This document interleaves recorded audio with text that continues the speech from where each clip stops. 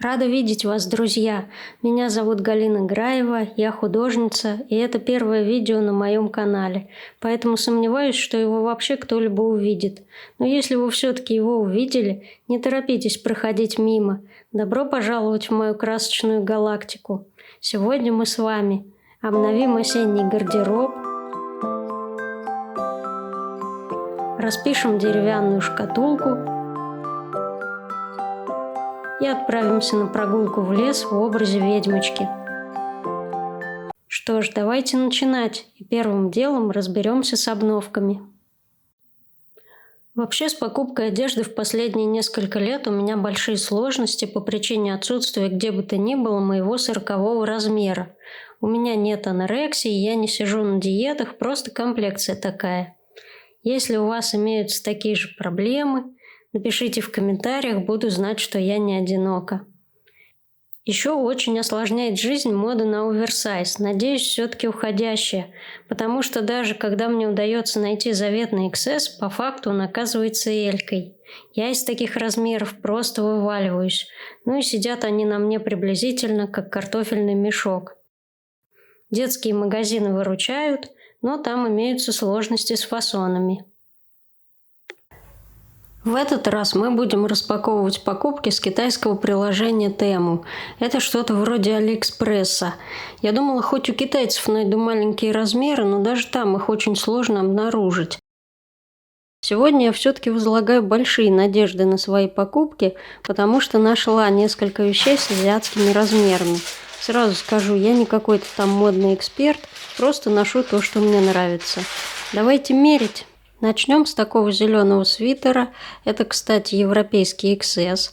В составе, конечно, полиэстер, еще имеется акрил, полиамид и вискоза.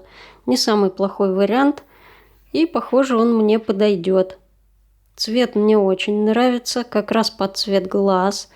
Да, действительно, сидит отлично. Наконец-то по размеру. Очень приятный на ощупь.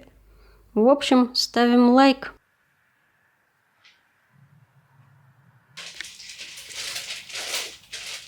Дальше у нас на очереди зеленые штанишки. Это азиатский размер S. По составу 100% хлопок.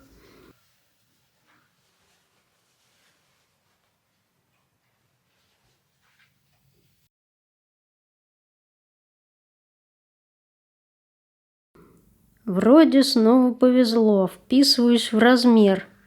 Здесь вышла небольшая промашка с цветом. На фото он смотрелся, скорее как оттенок мяты, а по факту хаки.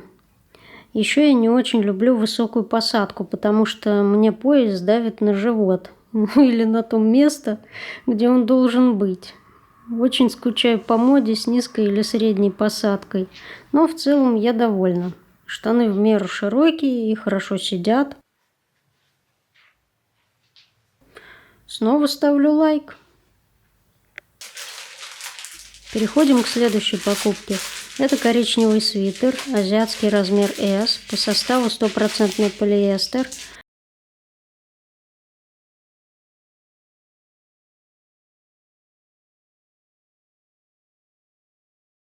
Мне очень нравится цвет и рисунок на рукавах. В нем есть что-то такое фольклорное.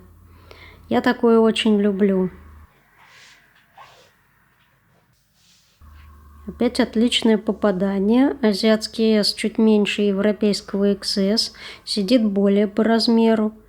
Мне очень нравится выделка сверху и то, как он на мне смотрится. Даже не верится. Однозначно лайк.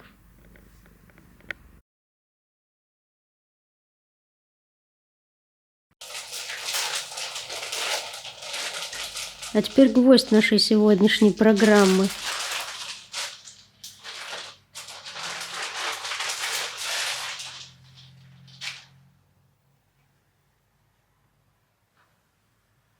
Вот такая юбка.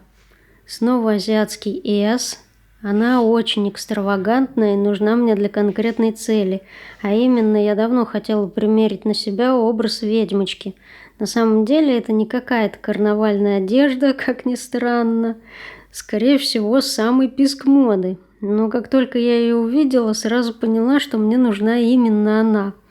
Здесь я ее не совсем правильно надела, хотя, наверное, так тоже можно. Не знаю, решусь ли я ходить в ней по улице, хотя и люблю такие необычные вещи, но ведьмочкой теперь я точно стану.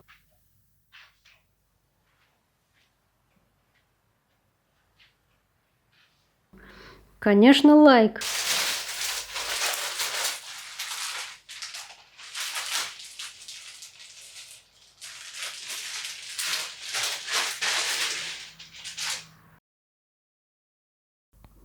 К этой юбке я купила такой лонгслив. Это тоже азиатский S, но уже вижу, что как-то широковат. По составу стопроцентный полиэстер, от него я особо ничего не ожидала. Действительно, это скорее размер М. Тут вышла небольшая промашка, но, думаю, все равно сгодится. Просто придется как-то подпоясаться, можно сюда ремешок будет добавить. В общем, обыграем.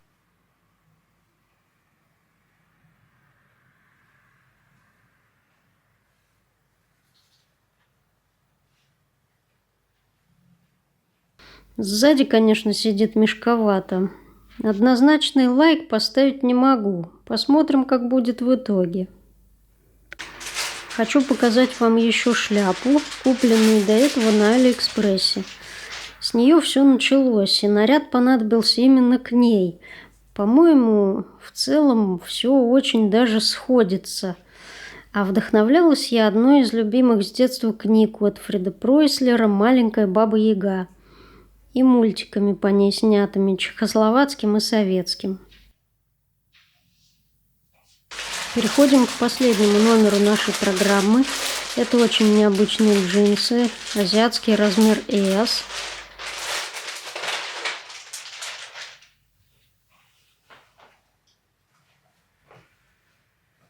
Что-то на него не похоже. Скорее всего, меня ждет разочарование. Да, так и есть. Вот так обычно у меня всегда бывает. Одежда просто сваливается. Как раз тот случай, когда я из одежды вываливаюсь. Все, вот это вот как обычно. Это вот просто мой случай. Да-да. Когда я обычно покупаю себе одежду сейчас. То ли это опять оверсайз подвел, то ли бирку неправильную наклеили.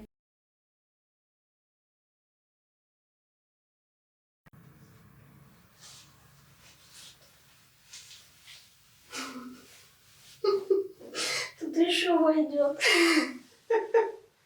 Много чего.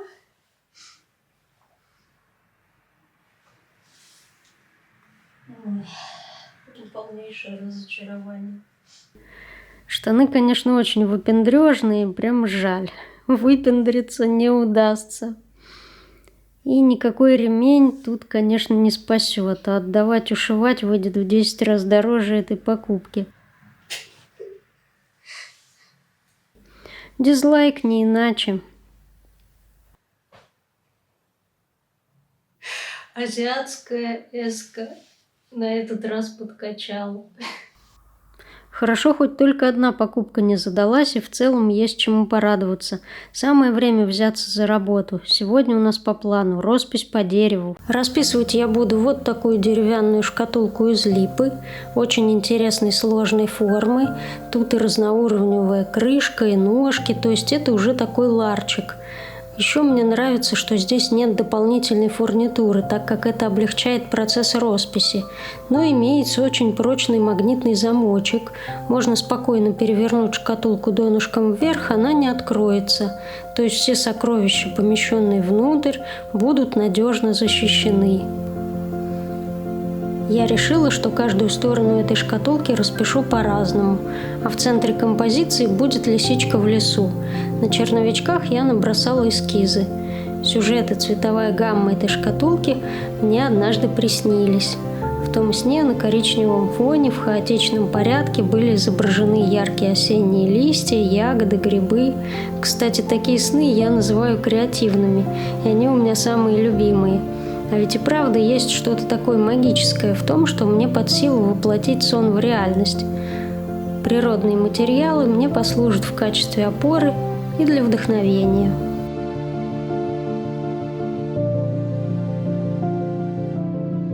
Для начала я замешиваю краску для тонирования шкатулки. Расписываю я практически всегда темперой. И нужного цвета у меня под рукой не оказалось. Поэтому я смешиваю кадмий красный светлый и окись хрома. Грубо говоря, зеленый и красный. В зависимости от того, какого цвета в этой смеси будет больше, можно получить более теплые или холодные оттенки коричневого. Мне нужен теплый, поэтому красного добавляю больше. Вообще процесс тонирования далеко не так прост, как кажется, особенно когда нужен равномерный плотный тон. Не каждый оттенок хорошо ложится на поверхность, бывает остаются проплешины. Тогда приходится наслаивать краску заново. Нужно обязательно следить за количеством наносимой краски, ее не должно быть слишком много. Еще бывают сюрпризы после лакировки. Я всегда волнуюсь на этом этапе. В этот раз мне повезло, краска легла просто идеально. Дорабатываю границы тонкой кистью, переместившись на балкон. Тем временем просыпается моя ассистентка и занимает мое место. Мне приходится переходить на другую сторону стола. На балконе я работаю редко, потому что тут или слишком солнечно, так что ничего не видно, или слишком жарко, или слишком холодно. Сейчас осенью такая возможность есть, и это радует. Вообще на роспись у меня ушло больше недели, и, соответственно, видео снято в разные дни, поэтому вы увидите меня за работой то на балконе, то дома. Сама форма шкатулки подразумевает наличие многосложных бордюров. По моим прикидкам, тут будут светлые и темные оттенки зеленого, золотой и цвет топленого молока, практически в тон цвету натурального дерева. Как правило, многое я решаю по ходу работы, ведь картина проясняется, и бывает от каких-то деталей становится лучше отказаться, а где-то наоборот усложнить композицию. Шкатулку во время росписи лучше держать приоткрытой, поэтому я подтыкаю салфеточку, чтобы краска не затекала внутрь, иначе шкатулка может просто склеиться и открывать придется с помощью ножа. Самая моя любимая часть росписи – это проработка деталей. Предмет как будто начинает оживать в моих руках. Каждому элементу нужно уделить достаточно внимания. Мне хочется, чтобы ягодки и грибы и каждый листочек выглядели объемно и живо. Надо сказать, что шкатулки – это вообще мои самые любимые предметы росписи. Тут в полной мере можно реализовать любой творческий замысел, ведь, как правило, у шкатулки только с внешней стороны под роспись имеется 5 плоскостей, а еще и внутренняя сторона есть. Определенно есть где разгуляться. Я всегда расписываю шкатулки, что называется, под ключ. Снаружи, внутри, донышко обязательно оформляю. Мало того, что этот предмет прекрасно раскрывает творческие возможности художника, так еще и несет практическую и эстетические функции. Как по мне, шкатулок мало не бывает.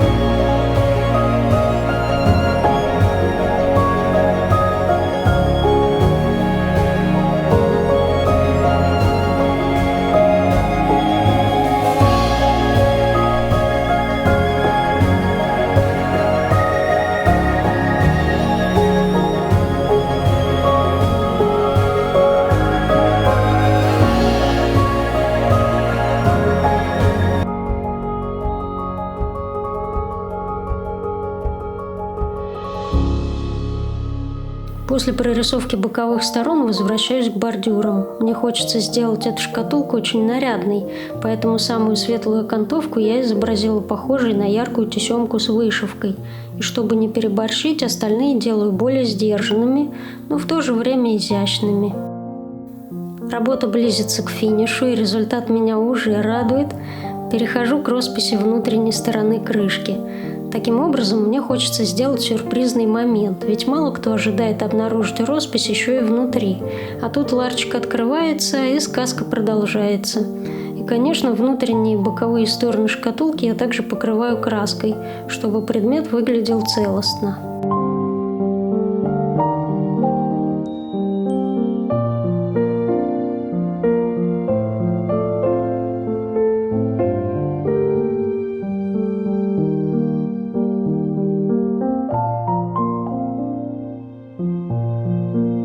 На этом сюрпризы не заканчиваются. Я решил добавить в оформление шкатулки еще и детали 3D. У меня были готовые грибочки-мухоморчики. Похож, настал их звездный час. Я приклеиваю их к поверхности. Ох, работа просто ювелирная.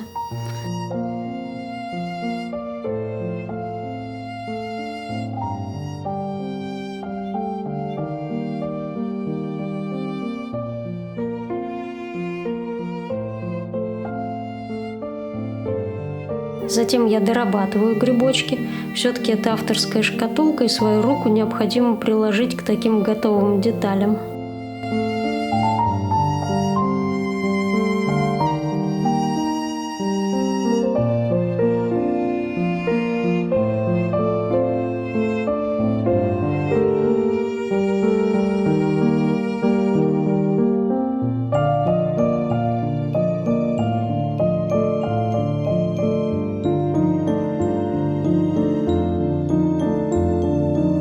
За мухоморчиками следуют божьи коровки. Одну клею к боковой стороне, другая будет внутри.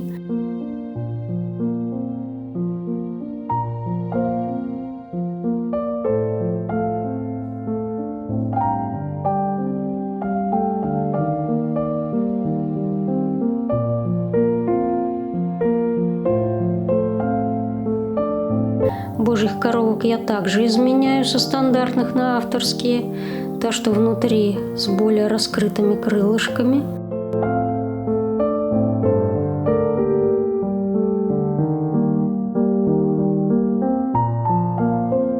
Подправляю роспись, дорисовываю детали.